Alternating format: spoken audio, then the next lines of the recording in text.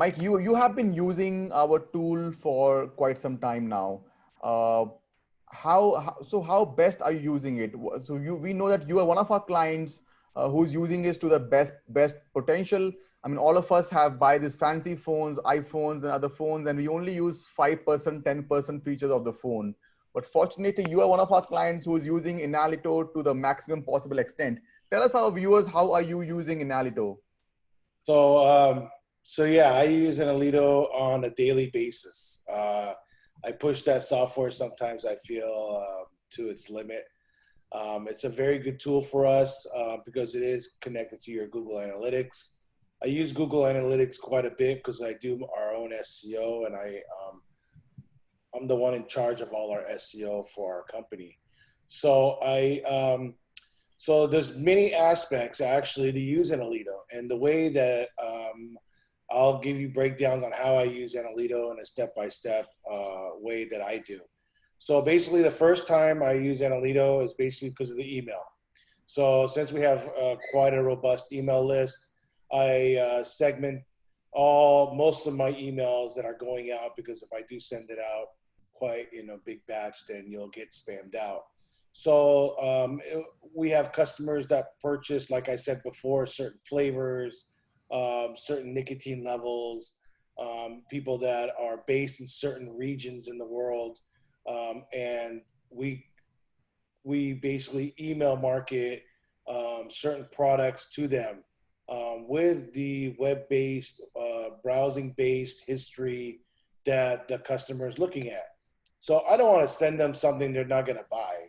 So I use Analyto basically by when I send out an email, Analyto knows what they've shopped before.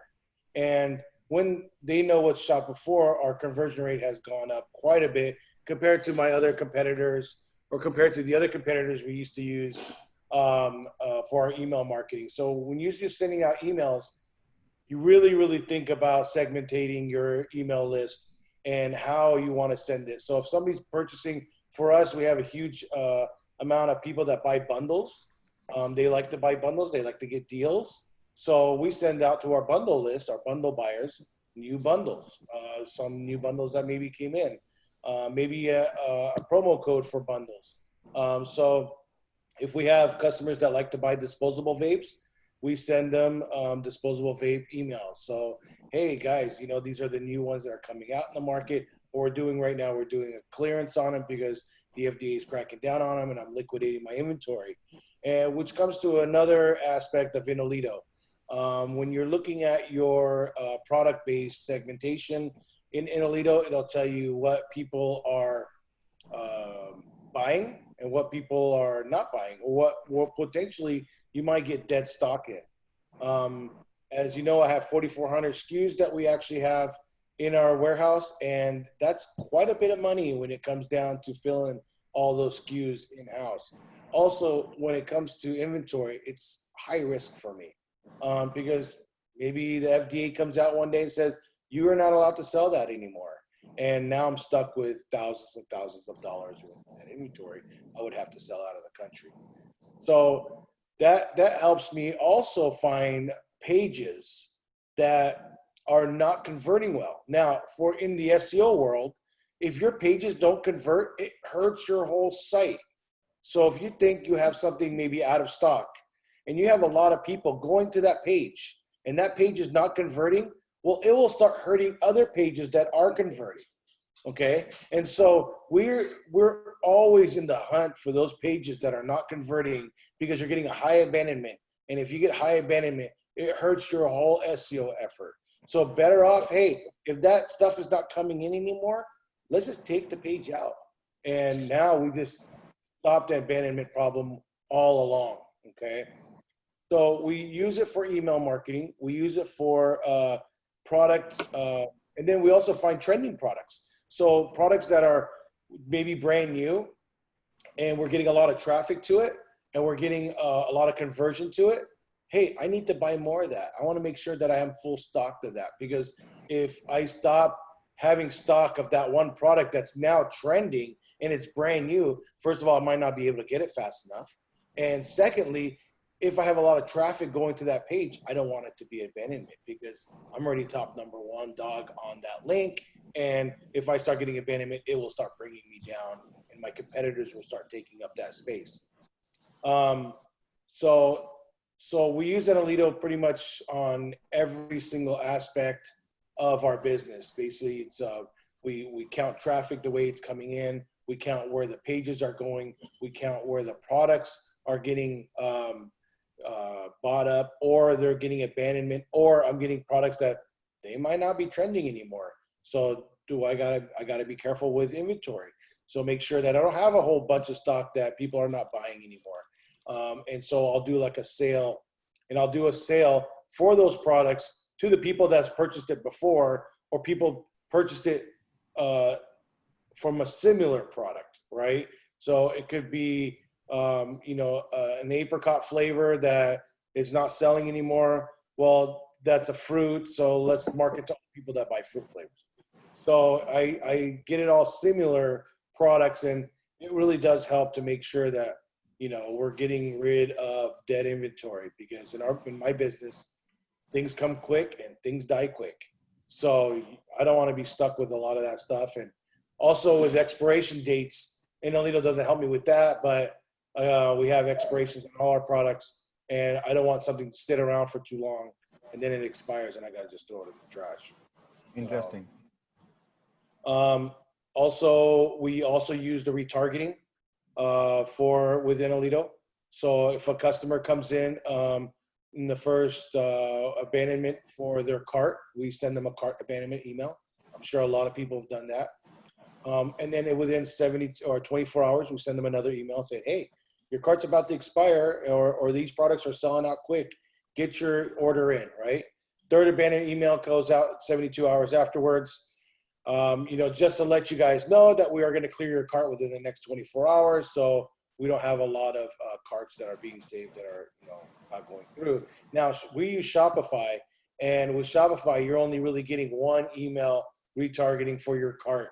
So Inalido is actually giving us a second and third. Now I have another email that goes out after you've purchased. 2 weeks later, hey, I see your vape juice is running low, because they're using the juice that they've bought in. About 2 weeks later, they're going to need a rebuy. And that's when we do the reload email where we give them 5%. And that helps with customer retention on our highest levels with our customers that are purchasing.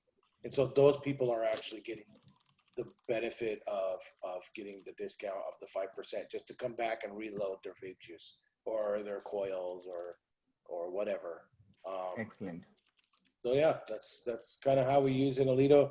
And, come to think about it, that's pretty much all we use it for. I mean, we use it 100% on a lot of stuff. We don't use any other email marketing platform. We came from a competitor of theirs, and I feel like just the customer service and the development, like if I need something, they're there for me. If I need something created, they actually work on it and get it done. And that's helped us quite a bit in our business. So excellent. Yeah. Thank you so much. Thank you so much, Mike. Thank you for a lovely testimonial. I want to, before we wrap up, we have about 20 minutes to go. I want to give you a chance to perhaps ask questions to one another. If you have questions, if let's say Debi want to ask question to Dan want to ask Debi, or Morgan want to Debi, or Mike wants to ask Jagruti. If you want to ask anything to anyone among the panel, before we go to the questions that are being asked to us by the attendees. Debi, how are you all finding your customers? I mean, I would assume some has to be organic, because that's obviously, it's important. Your cause, what you're doing, I think is so great, by the way, but how do you find them? So because we are not even a year old and our website is only about 8 months old, we have been focused since over the last 5 months of pivoting to all organic, mainly because we are in fundraising mode. So we have limited resources. So for us, it is acquiring an audience, especially across social. Primarily Instagram has been really successful for us, of like-minded. And so we have a really rigorous calendar of all of the types of content that we are doing. But we publish content on our blog 8 times a month. We have messaging that's focused towards the brands that are creating the products, and then messages towards the consumer. We do a stringent cadence of social across Facebook, Instagram, and Twitter, as well as LinkedIn, which is more so messaging about us as a brand and our being a certified B Corp and what that means to us. And we have a somewhat significant email base of about 10,000 that we are encouraging our current customers or subscribers to share more about our story. So we're trying to encourage people to help amplify either through email or social to gain us a broader audience. In the last quarter of last year, we did have quite good success with doing top of the funnel paid strategies. So this is not necessarily targeting transactions, but more about telling the story of how a consumer can make a conscious decision about where to spend. And so for us, using custom and lookalike audiences on Facebook and Instagram is a pretty relatively low price point to find a larger audience of those people that have the same interest and concerns.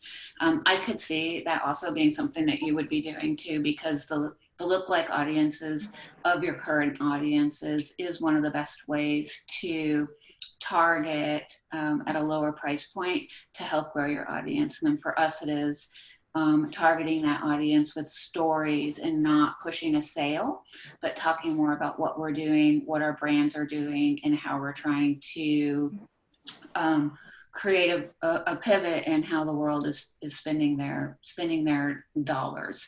So for us, that has been it. I wouldn't ever, I don't think that I would, unless I had a really large budget, focus on anything for Google, either for search or for Google Shopping specifically, because I'm working with a pretty small list of keywords and a small search volume for some of the keywords that I'm looking for. So in that perspective, I'm really trying to focus on SEO and organic. But holistically, I would say even long-term, our efforts are going to be 75% organic, 25% paid over the long term, I think. Great. So I have a question for Morgan. Morgan, I know brands like, there's a brand like Majori who started through Instagram and then moved on to creating a website, and it's a very big brand now. What is the key to your success? How did you start, your journey in the digital world? How did you connect with your target audience? And where do you see yourself going from here? So I am our customer, right? I'm the messy mom with 3 children who wears cocktail dresses with my sneakers because that's what I want to wear, even though I am not going to any cocktail parties. And so I've always been really authentic with talking to our customer because it's been my voice.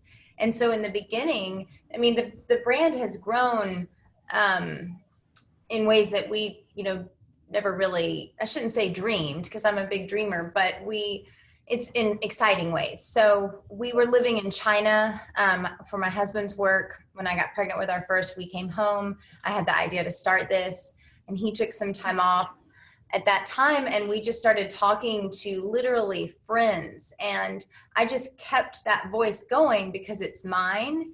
And I think somehow in the sea of, very planned Instagram posting, people always ask me, oh, what apps do you use to plan your Instagram? The answer is I don't, because I've never found that to work. That real time, it's called Insta for a reason, right? And so I think that it's better for it to be a little messier or maybe not as perfect and just get it out there and start talking to your customers. And I think that the success is that I really do dress like this. And there are so many other women who want to, and kind of, I think, want the permission to, once you become a mom, and that special clothes, don't have to cost $800. And so I think that has been helpful for us, is that like the dress I'm wearing right now is $188, but a lot of counterparts, you know, that our customers wearing this dress would be $400 or $500, because we also didn't get into the wholesale market.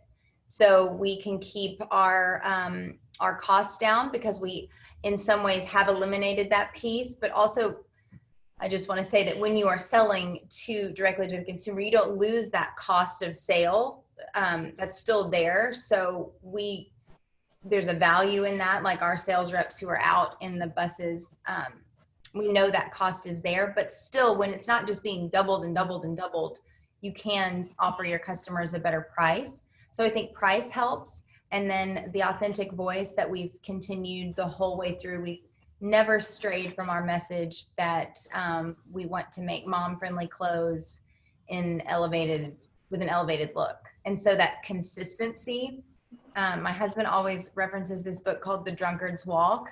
I don't really like to think of us as like drunk people, but I do think there's something to be said about just staying true to who you are and pivoting when you need to. But at the core, your brand is walking that path, and you're speaking to those same customers in the way that is natural and organic and very real and honest.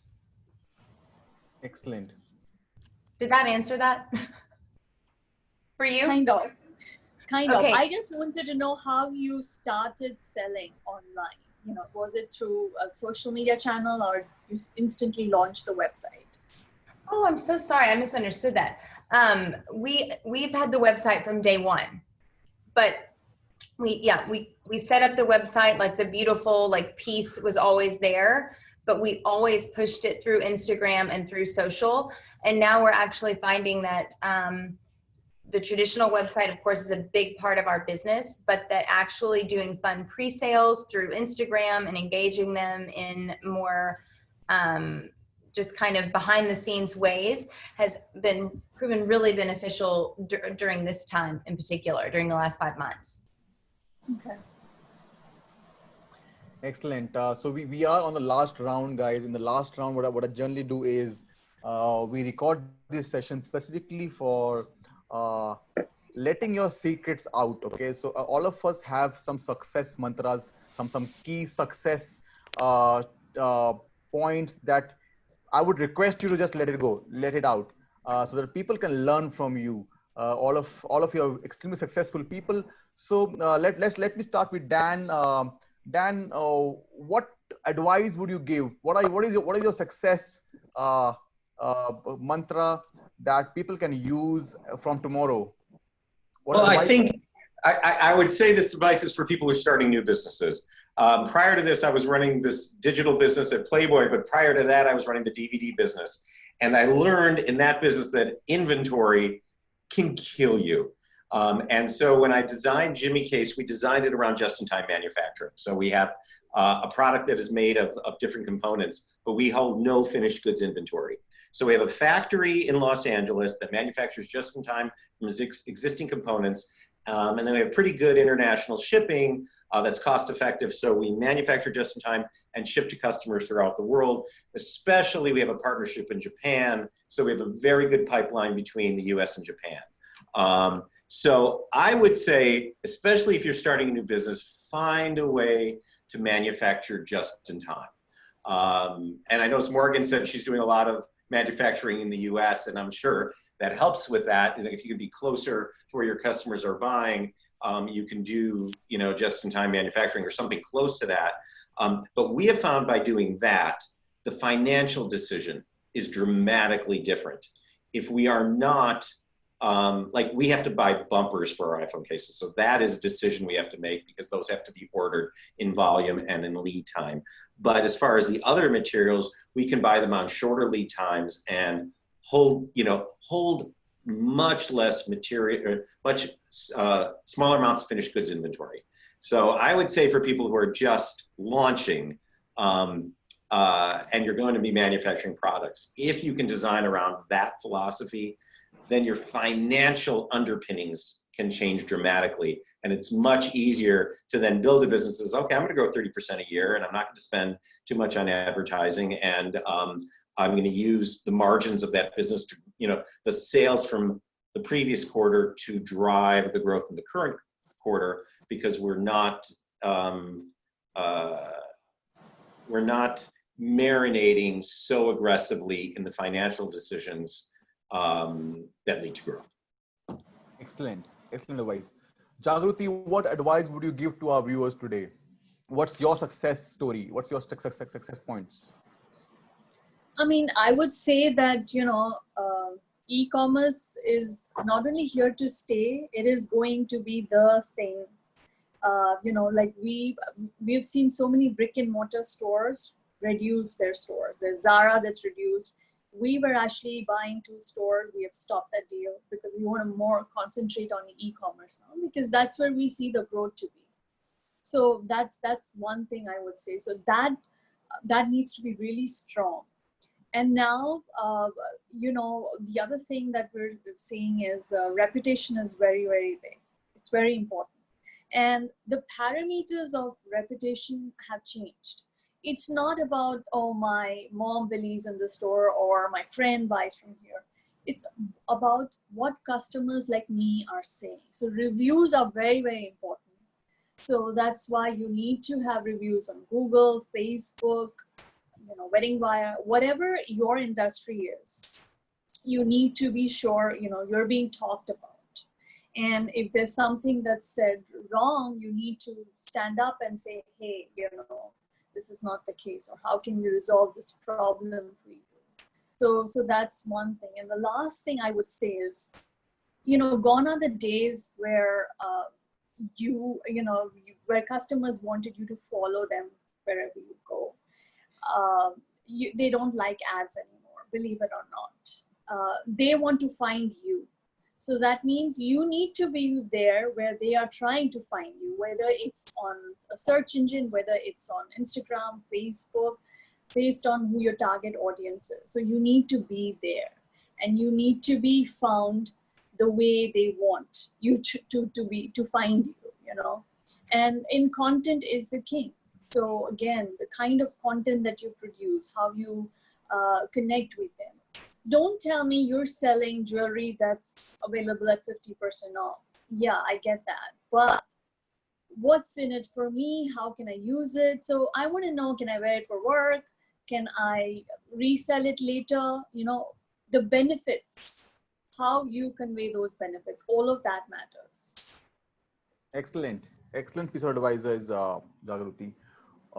Mike, what would you advise? You have been in this business for so long, and you have a couple of other businesses. You're very well capitalized on the COVID situation. You came up with a sanitizer, just in time, super strong sanitizer. You are very entrepreneurial. What advice would you give it to people who want to start businesses, e-commerce businesses, or any business? What advice would you give? Well, a couple things that I would always advise people is that businesses don't go up in a straight line. And you have to stick it out, because if you continue to move around through too many businesses at once, you will never hit the peak.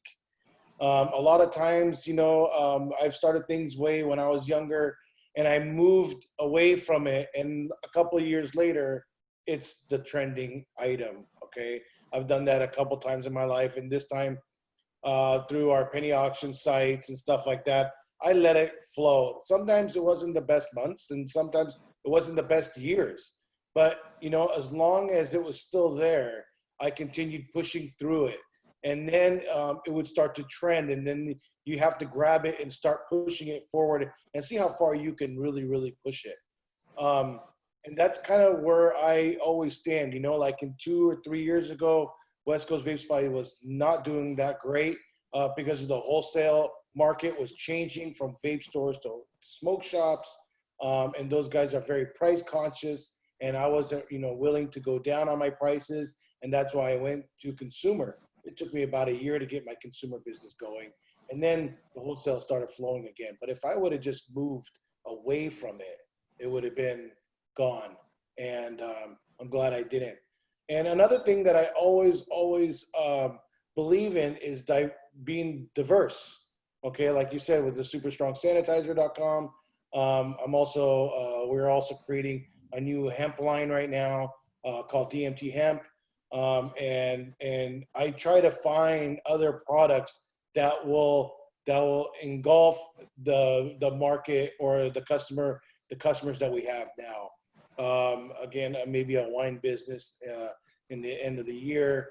And so we create these businesses and these websites, and we start developing the marketing, knowing that in the first 1 or 2 years, it might not be the greatest, but at least you start to develop these businesses and start, sitting on that egg, as you will, and see if it's going to hatch. If it doesn't hatch, it's not a problem. You just continue moving forward. So never stop. For me, I never stopped in doing whatever I did.